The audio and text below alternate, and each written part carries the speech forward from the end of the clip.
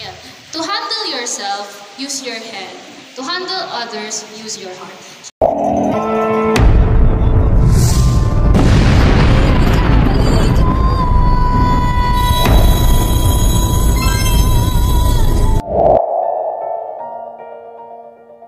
Naman po ako tungkol sa tema or theme ng ating Governor's Assembly or kung tungkol saan po itong kung para saan po itong assembly na to.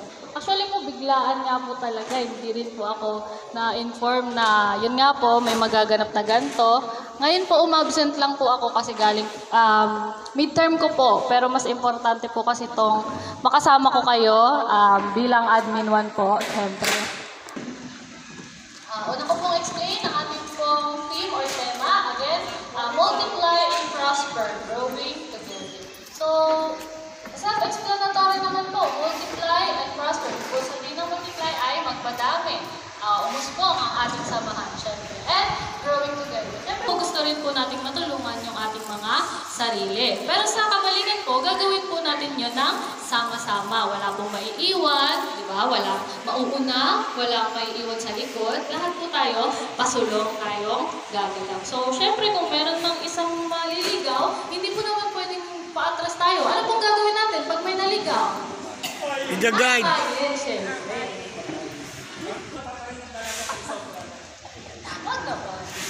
So, ayun po, ang ating tema po ay tungkol sa pagpaparami.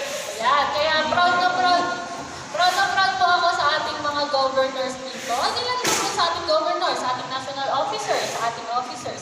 Lahat po tayo may ambag sa kabalikan net at ngayon ay international na.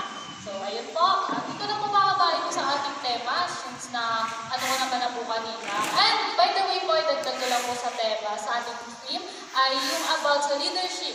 Siyempre po, ang gaya nga po ng quote na quotation na sinabi ko po kanina,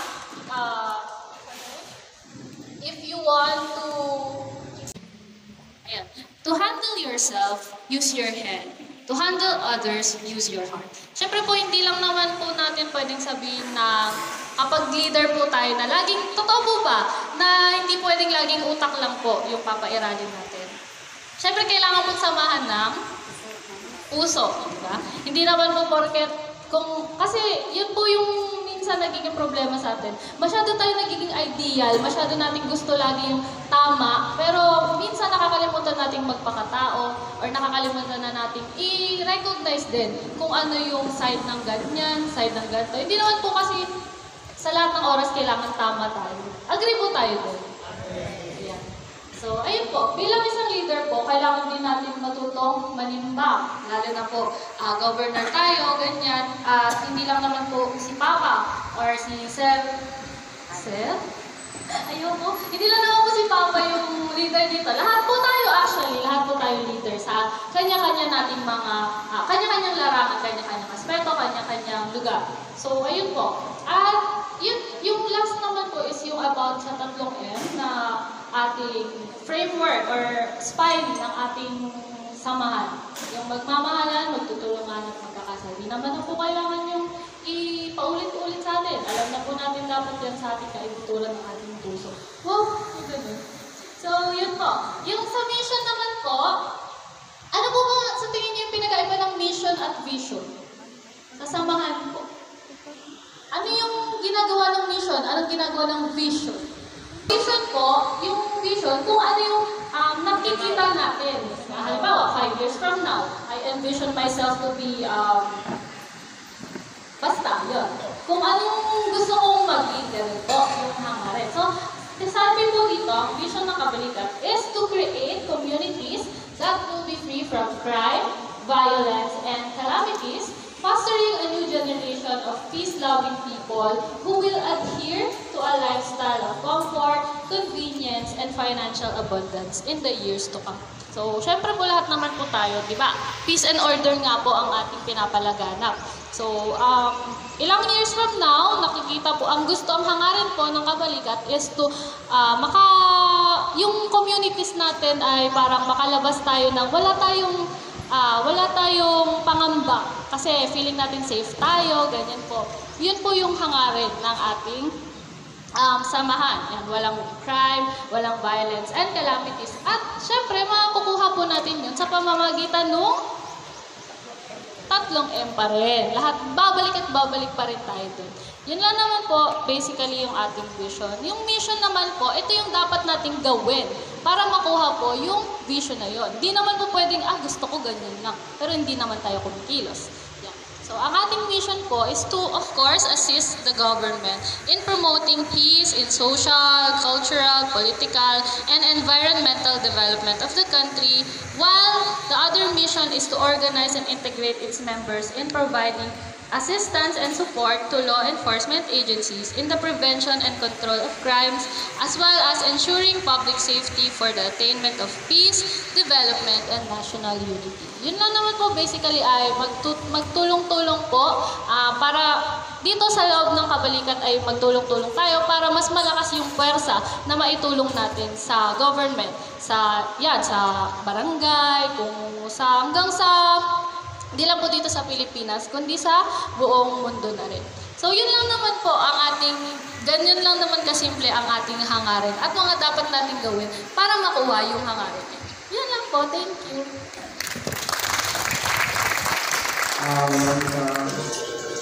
There are 3 questions underlying how the governors runs the operation with regards to their respective area of responsibility. First, what are the challenges that comes along on their respective regions, how they're going to handle those factors affecting the operations, and what are the future plans of each regions in the upcoming days, years, and beyond. These are the questions that the governors share each other during their open forum.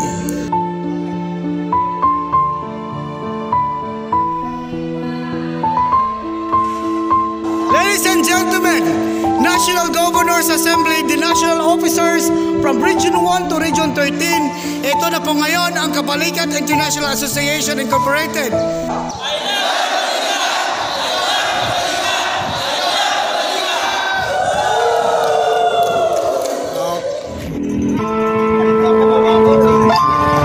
Kami ay kabalikan.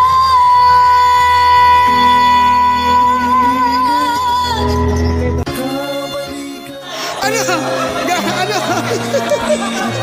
Talaga. Oh, hindi na siya inaanto.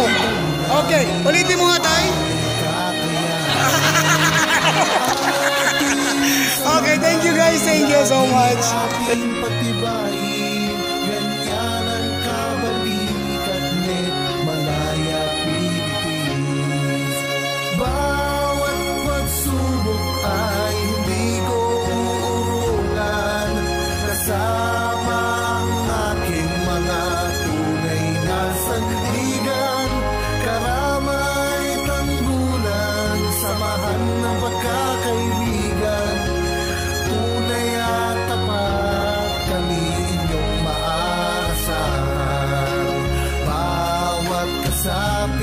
Saan man makarating, isa ang aming anikain. Pagtulong sa kapwa ang aming unahin. Ganyan ang kabalikat net Malaya Philippines. Kabalikat net Malaya Philippines. Responsibilidad namin, aming kakayanin, ang ating samahan, lagi nating patibayin. Ganyan ang kabalikat net Malaya Philippines. Karangalan ay di ko ipagpapalit sa mga gawain na mali. Ako'y maglilingkod ng walang pasubali, pagkat sa aking puso tama ang nananaig. Kabalikat net Malaya Philippines.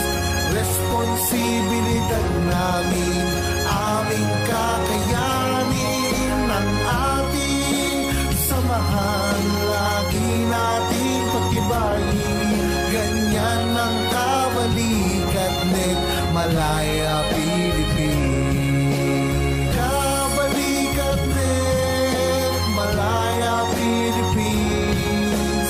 Responsibilidad namin, aming kakayanin, ang ating samahan, lagi nating pagtibayin. Ganyan ang kabalikat net, Malaya Philippines.